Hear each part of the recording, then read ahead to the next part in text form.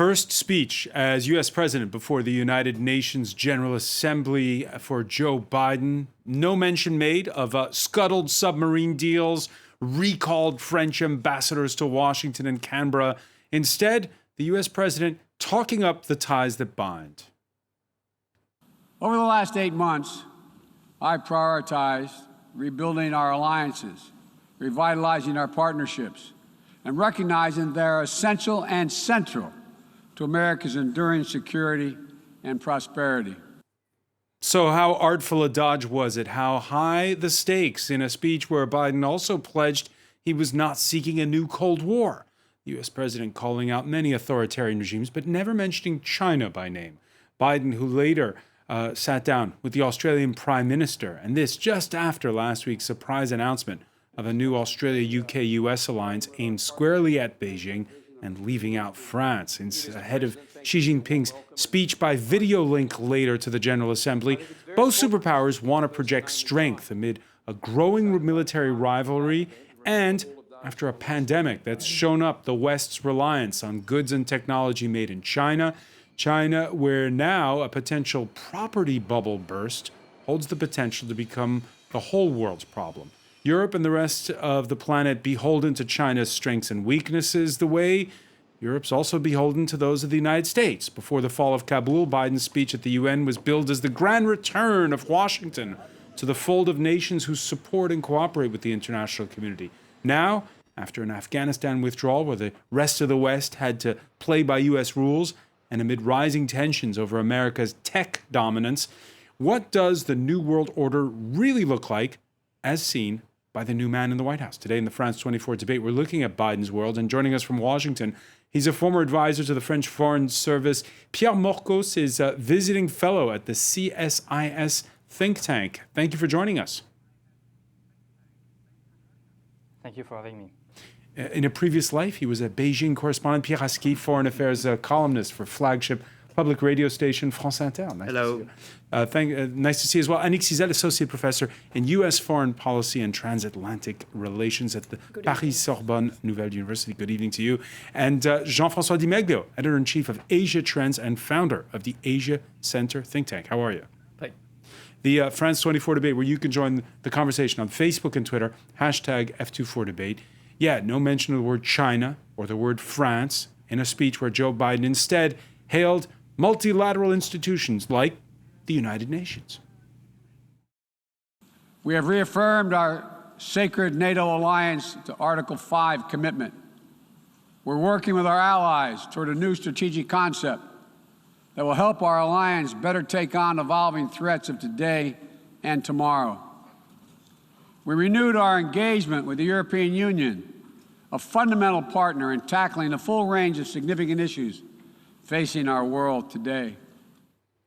Pierre Morcos, when you heard Joe Biden talk about a sacred NATO alliance, what went through your mind? Well, I was a bit puzzled. Of course, the speech was quite powerful, and Joe Biden made points he defended over the past few months about the importance of cooperation and multilateralism to cope with shared challenges such as the pandemic or climate. But when you compare this speech, the rhetoric, with the reality of the decisions made by the Biden administration over the past few weeks, you can have questions. And the trilateral partnership between the US, Australia, and the UK was another example that, in reality, in fact, the Biden administration has a behavior which is quite unilateral, unconcerted, and sometimes brutal toward its former allies, its closed allies. So clearly, there is a discrepancy, a gap between these reassuring words and the reality of Biden's decisions. Brutal? You used the word brutal. Yeah, this was the word used by Foreign Minister Le Drian a few weeks ago, because for the past few months, three capitals, Canberra, Washington, and London, negotiated this agreement at the expense of France and kept France on the secret. And the French authorities just learned a few hours ago about this important trilateral alliance before this announcement. And this was seen and experienced as a shocking moment for the French authorities.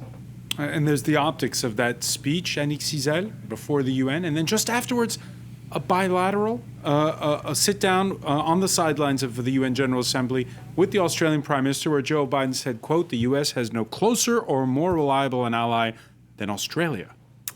Principles and practice. I guess we had the two sequences following each other. I mean, the principles were laid down again at the United Nations. I'm saying again because they were very much alike what Joe Biden's been telling us ever since, actually on the campaign trail, and then in his first speech on foreign policy for the United States, reinitiating America's leadership for the world when he entered the White House. And we find the very same principles which were put forward today: diplomacy first, endless diplomacy, resilient diplomacy, then humanitarian development and development aid, generally speaking, and defense as a last resort. So the general principles are not new. What is new is the juxtaposition with the bilateral meeting following, actually bilateralism, pretty much what Donald Trump used to do. So when we heard, and you heard Pierre Morcos mention that furious French foreign minister, Jean-Yves Le Drian, he was quoted over the weekend. Over the weekend, he told French television that Joe Biden was acting like Donald Trump without the tweets. Is that a fair assessment? Well, it's a little difficult to reassess this way today because Joe Biden has just enabled the United States to re-enter the United Nations and its various agencies today. Yeah, and if you look at the speech he made, it was clearly a speech aimed at being not Donald Trump. It's all multilateralism. It's America is back at the heart of multilateralism, except that, as your first speaker was pointing out, the sequence of events we've seen in the past week, actually ever since the withdrawal of U.S. troops from Afghanistan, are telling us that practice may be a little less multilateral than the speech we heard today. And it's this careful balance that the Biden administration is going to have to reassess in months to come if it wishes for its "we're back at the heart of multilateralism" to be credible. First time in 17 years that you won't see a French president during UN week, Pierre Aski. Now, this was something that was announced already. However, Emmanuel Macron could have done like Xi Jinping and sent a speech by video link. He opted not to do so. The official line is he's busy. The unofficial line is the French are furious. Did he do the right thing staying away? I'm not sure because I think there's been a wave of very critical comments against France in this row. Strangely enough, I must say, because France appears to be the victim of what happened. But there's a French bashing all over the world at the moment that has been, pushed by, let's say, friends of the US and particularly the British administrations. And I don't think the French have done the right thing of staying away. You have very good explanations. For example, today the Ministry of Defense in Paris put out a very long explanation, technical explanation on the submarine contract, which brought a lot of light on what happened during all this time. And I think there's been a lack of explanation. Everybody's focused on the outburst of anger, which Jean-Yves Le Drian expressed on TV and in his statements. But I think there should have been a more political counterattack, and maybe the president in that case should have done it at the UN, and that's a pity. How far does it go? Because a recall of ambassadors is unprecedented. Mm-hmm. And then you have talk now that the EU might snub this important meeting that's due to take place in Pittsburgh at the end of the month on tech issues, that this new body that's been set up between the US and the EU. Would it be right to stay away from that? What happened is that at the beginning, France seemed to be pretty isolated because there was no reaction from any of the European partners of France. And that was beginning to be embarrassing. And suddenly, I think there was maybe a delayed reaction. We had Ursula von der Leyen, the president of the European Commission, and now Charles Michel and the German foreign minister making very strong statements in support of France and asking for explanations. So I think this requires a better handling from the US administration. For the moment, we'll see. There's supposed to be a telephone call between Joe Biden and Emmanuel Macron later this week. But so far, the US has not addressed this issue in the correct way, at least seen from Paris. I'm not sure the Americans are conscious, maybe, of how much damage has been done. Jean-François Di Meglio, you know, when I started in journalism, in the newsroom at the foreign desk, the person who handled Asia was, to use the French foreign minister's term, the fifth wheel of the chariot at the time. It was a small outpost. Well, being the Asia when I editor. studied Chinese 40 years ago, everyone was looking at me with blank eyes. Yeah. Today, everyone's talking about, it's because Biden's doing an Asia pivot. But we're discovering, and with what Pierre Aski is talking about, the how much commitment the French have in the Indo-Pacific already, how much this is already a topic that's being talked about. Everyone's done that pivot, right? To a certain extent, yes. But as Florence Parly very often mentioned, The defense minister. Yeah, the defense minister, the interpretation, the understanding of that concept in the Pacific is not exactly the same in US mouth and in French ones, and possibly not the same for India, and possibly not the same for other countries in the region. So everyone has his or her own interpretation of what Indo-Pacific means. And for us, actually, the big stakes are not exactly the same as for Biden. For us, the big stakes are around New Caledonia. They are around the South Pacific. Of course, it's important for Biden. The question is, are we still able to protect this area? And basically, the message by Biden is, I rather trust my submarines when they are there in 2050. 2050, it's not tomorrow. Yeah, because they don't even have a contract yet. Yes. Yeah. Than with you equipping Australia much earlier than what I will with my submarines. Now, Biden in his speech did give a nod to the Quad, the association between the U.S., Australia, India, and Japan. Correct, yes. There was another sidebar meeting today. It was the French foreign minister meeting with his Indian counterpart. Does this mean France is out of the game, or is France still in it? Well, that's the question of India, which is supposed to be included in the Indo-Pacific concept, because India has its own way as well. India is indeed buying material and weapons from France, and actually is included in this Indo-Pacific alliance. So, you have countries which are totally dependent on the US in the Indo-Pacific alliance, and countries like India, which are not. So once again, you have various interpretations, and you even have to question what this Indo-Pacific concept is about. Does it really exist? We just followed when we used it, but we followed. We did not invent it, and I think we have to question the concept. Japan has to question it. Korea has to question it. Where is Korea? Korea is a key area in the region, and you haven't heard about Korea in those days. Piaski? The key question is in his speech, Joe Biden said, "I don't want a new Cold War with China." But he didn't say China, but it was obviously. Well, it was obviously China. But in effect, he's describing a new Cold War with China, because you have on one side these new alliances, AUKUS with the UK and Australia, the Quad with India, Japan, and Australia.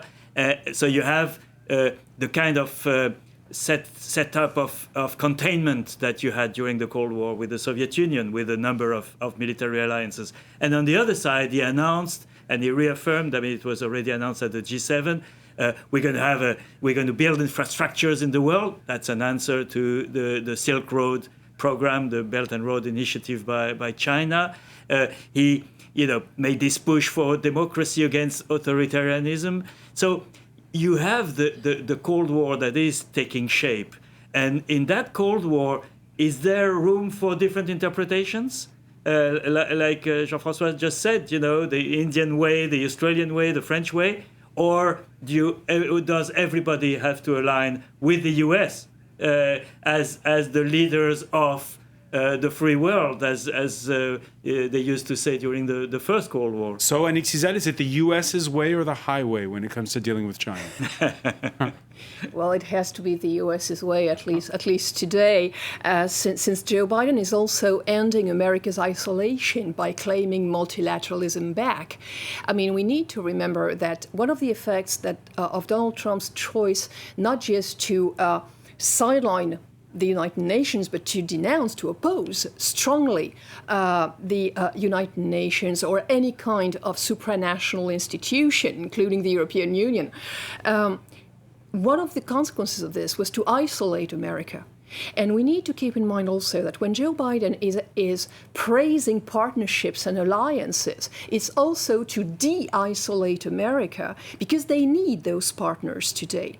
And yes, they are building back the alliance network of the Cold War at the same time as, we are so focused on Joe Biden right now that we are not even seeing that Iran has said yes, finally, actually, with Russia sponsoring Iran. Iran, this past weekend, has entered as a permanent member the Shanghai Cooperation Organization next to Russia and China. So we do have an alignment on something which is not yet bipolar, but which is gradually asking France and the European Union to choose sides, choose a camp between which is exactly what we refuse to do. And we'll pick up on that point with Pierre Morcos when we come back. Stay with us. You're watching the France 24 debate.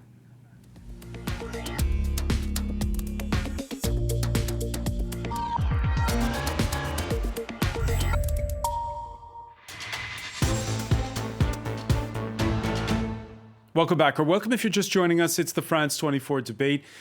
We have been debriefing Joe Biden's first speech before the United Nations General Assembly's opening session, UN Week in New York, first speech as U.S. President. We're talking about it with Pierre Morcos, visiting fellow at the CSIS think tank. Thank you for being back with us from Washington. Pierre Aski, foreign affairs columnist at French public radio station France Inter. Annick Cizel, associate professor in U.S. policy and transatlantic relations at Paris Sorbonne Nouvelle. And Jean-François Di Meglio, editor-in-chief of Asia Trends, founder of the Asia Center think tank. We talked about Emmanuel Macron being a no-show for UN Week. We got news, it was last week, and it sort of coincided with this announcement of that new Australia, UK, US, that AUKUS alliance. China's foreign minister stepping aside to let Xi Jinping address the UN by video link. That bumps Beijing up in the running order of speakers according to protocol, so he gets to speak on the Tuesday, the same day as Biden. It's a chance to hammer home, if you will, that message from July. These are images from that ceremony to mark the 100th anniversary of the founding of the Chinese Communist Party, when Xi Jinping warned that anybody who tries to bully, oppress, or enslave China bound to find themselves crushed against a great wall of steel forged by over 1.4 billion Chinese people. Pierre Morcos, if you're sitting in Beijing today and you're looking at this submarine spat, what are you thinking? These are both potential enemies? Are you laughing? What are you thinking? Well, I will say that if my competitors would need to join together to compete with me in the Indo-Pacific, this trilateral partnership had quite the opposite effect. We clearly see and need transatlantic action in the Indo-Pacific region. We need a cooperation between the US, France, and other key actors of the region. And this decision, this trilateral alliance, had clearly a divisive effect between France, the US, and potentially across the region. So clearly, in a time where we need cooperation, we need collective actions, this trilateral format could be divisive and create actually a zero-sum game where some security interests are promoted at the expense of the security interests of others, namely France. And you heard Annick Cizet at the end of part one of our discussion talking about how this kind of forces the Europeans to choose their camp, if you will. And it's ironic because just in the past few days, we've had this position paper by Europe on the Indo-Pacific.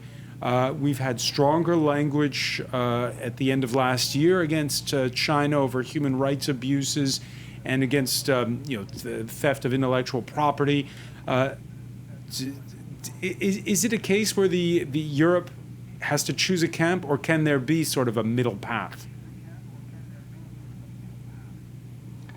I think you're absolutely right. We noticed over the past few months a convergence between European capitals and Washington regarding how to compete with China.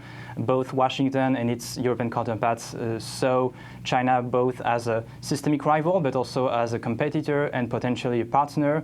Now that balance is clearly threatened with this trilateral alliance between Canberra, Washington and London, which overemphasizes the focus on security and defense issues, and French authorities have questions about this balance. And France is defending actually a more balanced approach where we need to compete with China, of course, but we also need to maintain a form of stability, be mindful of not fueling the tensions, the rivalry between Washington and Beijing. And this balance is clearly questioned by the recent decisions made by Washington. So now a conversation, a discussion, a clarification is needed between Europe and the US about the coherence of their respective strategies.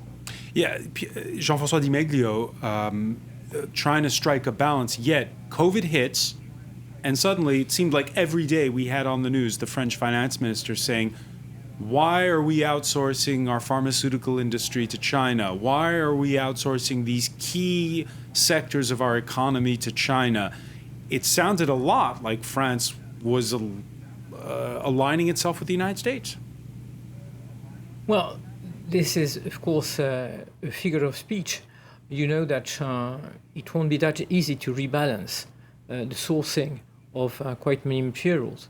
Starting with the automotive components, you can see that nowadays the automotive components are still quite dependent on what's produced in China, and that's the reason why, of course, on top of being a strategic competitor, we know that China has to be a trade partner. It's not a piece of good news, anyways, but it's reality, and this is what, of course, French policies have to deal with.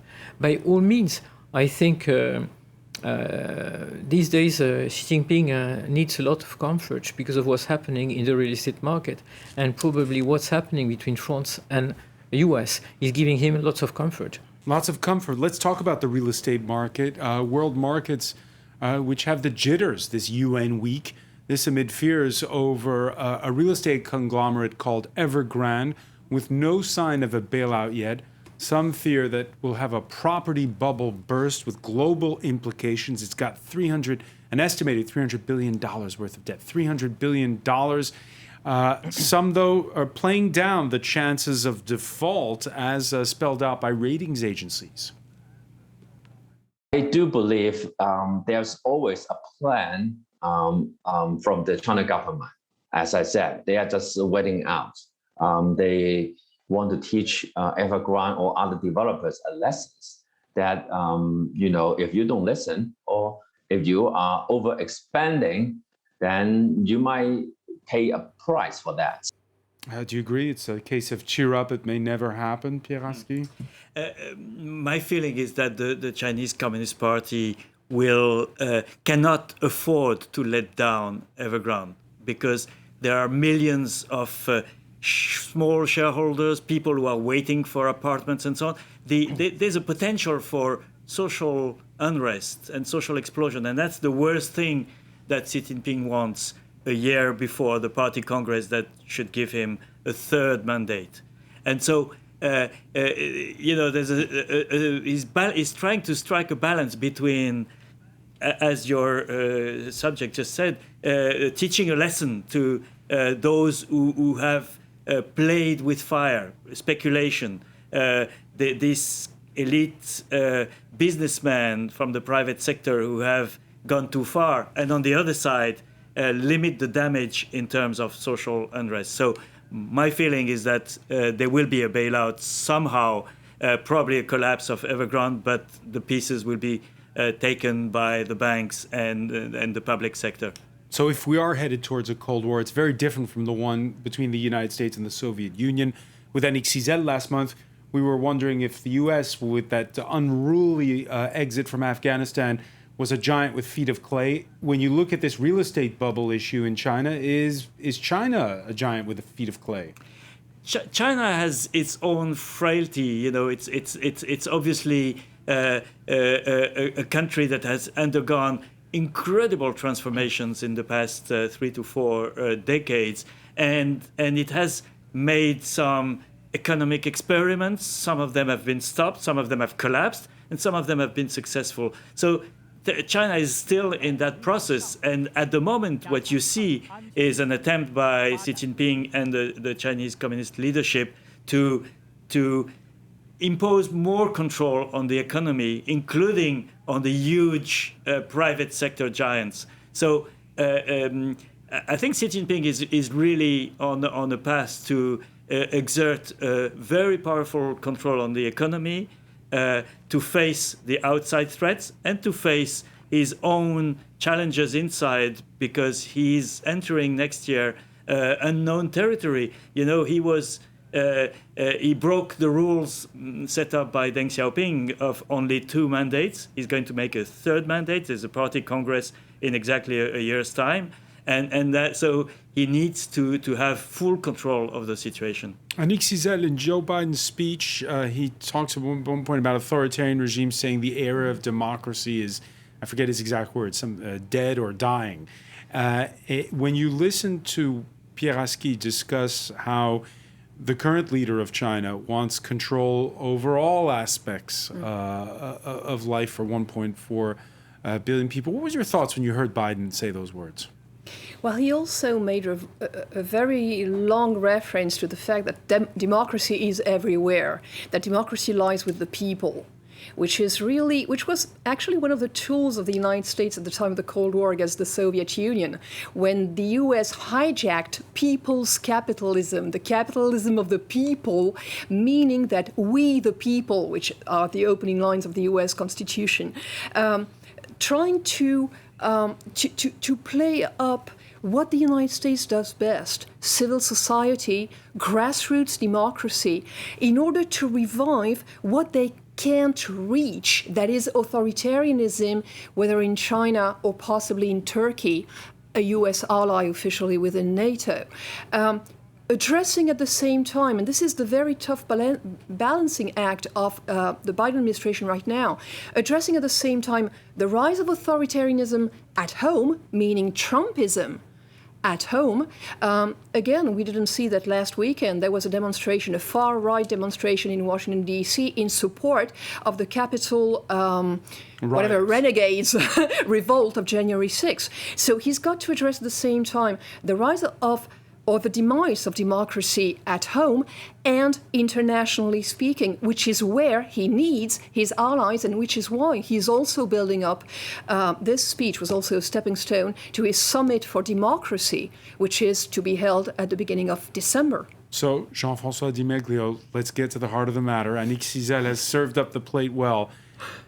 When you look at what's going on in China, when you look what's going on in the United States, how credible was the speech by Joe Biden?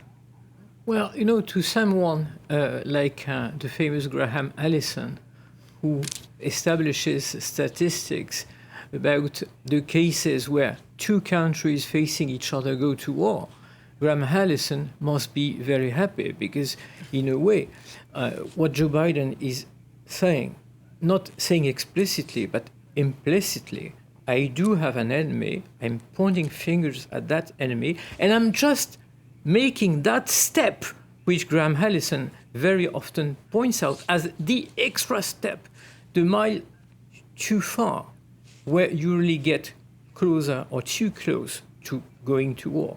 So I think Xi Jinping reads Graham Allison. We do read Graham Allison, and there are only few cases where those countries don't go to war. Of course, China is not ready, is not willing. And so hang on, you're saying that that speech is a step on that path to conflict? I'm not saying that it's a declaration of war, not at all. Right. I'm just saying that it might trigger a chain of events if no one acts to counteract this action, which might lead to what people say they don't want. Counteract how?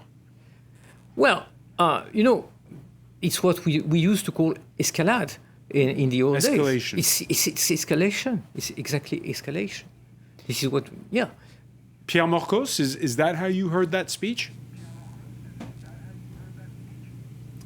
Well, I would be far more nuanced. I don't think that this was a declaration of war.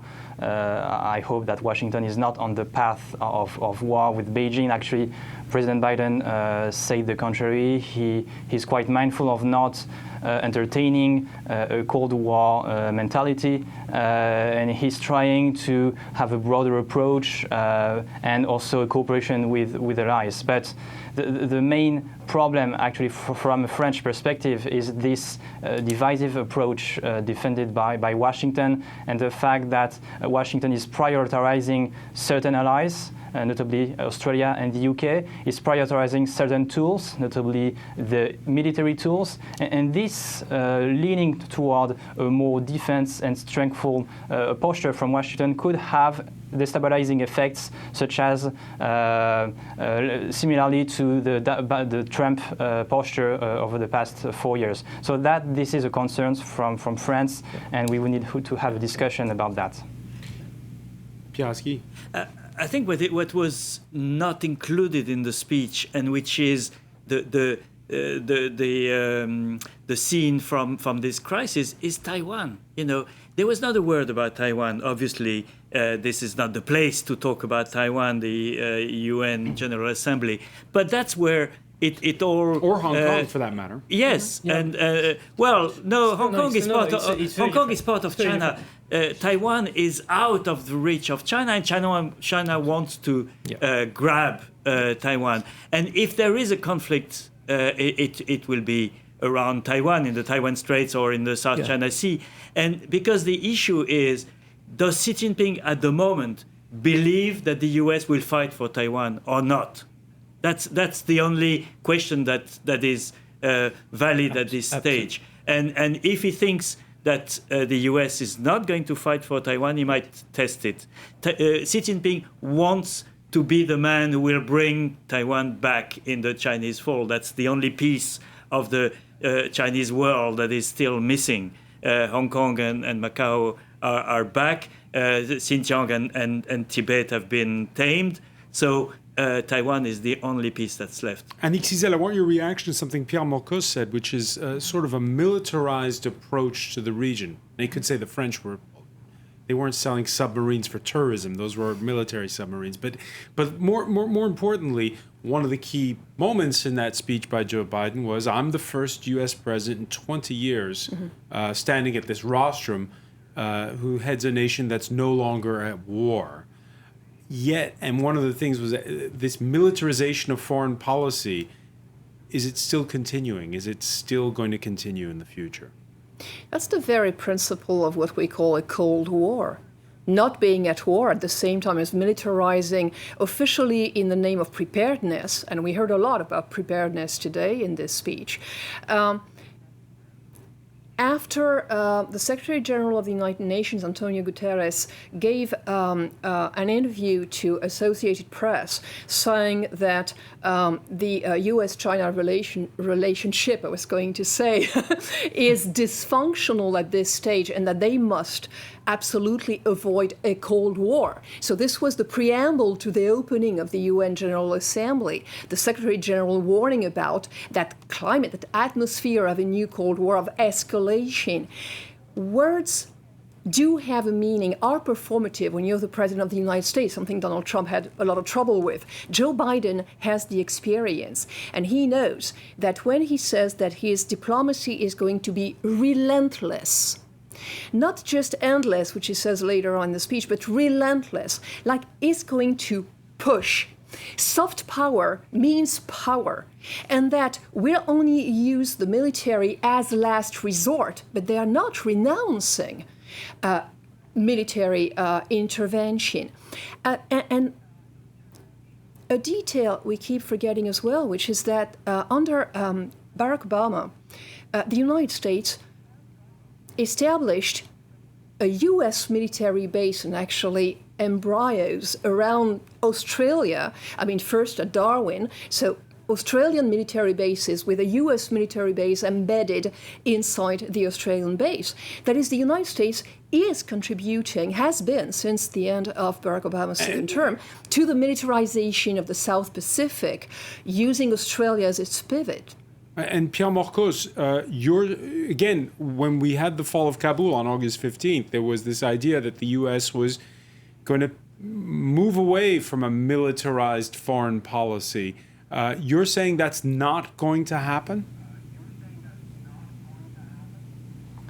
Well, the fall of Kabul and the withdrawal of the U.S. troops from Afghanistan was not necessarily the end of the military foreign policy of Washington. It was rather a lesser focus on counterterrorism and counterinsurgency operations, and a new priority attributed to the competition, the balancing of the Chinese military power in the Indo-Pacific. So I think the military dimension is still there, but the scenarios for which the U.S. armed forces are preparing are different. It's not about fighting international terrorism, it's about competing with high-hand capabilities, China in the Indo-Pacific.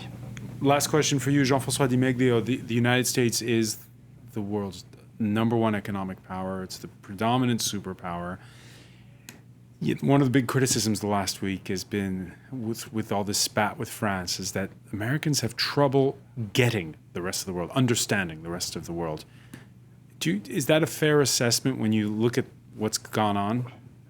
Well, I would say that there used to be more efforts from the US to understand the rest of the world. I'm not saying that US do not understand the rest of the world, but we are living in a world where probably mainly Europeans try to understand the rest of the world. I'm not that sure that Chinese try to understand the rest of the world, but Europeans, in their DNA, they like to understand the rest of the world. But, who really cares and who really is making effort? I think about Taiwan, I would like to stress Pierre's point, because when I was talking about war, I was not speaking about declaration of war. I was just speaking of threats of war. And if there is one place which is threatening the world, is, of course, Chinese mind vis-à-vis Taiwan. The Economist called it the most dangerous place in the world 2 months ago. And I think that's very right. And I think Taiwan needs definitely that the US stress the importance of this region, because that gives comfort. Mind you, there is still a long way, when I hear my Taiwanese friends, there is still a long way for them to be totally comforted. So they are not much more comfortable than what we are currently. All right, we'll leave it there. We'll have much more to talk about. I want to thank you, Jean-François Di Meglio, Annick Cizel, Pierre Aski, Pierre Morcos for being with us from Washington. Thank you for joining us here in the France 24 debate.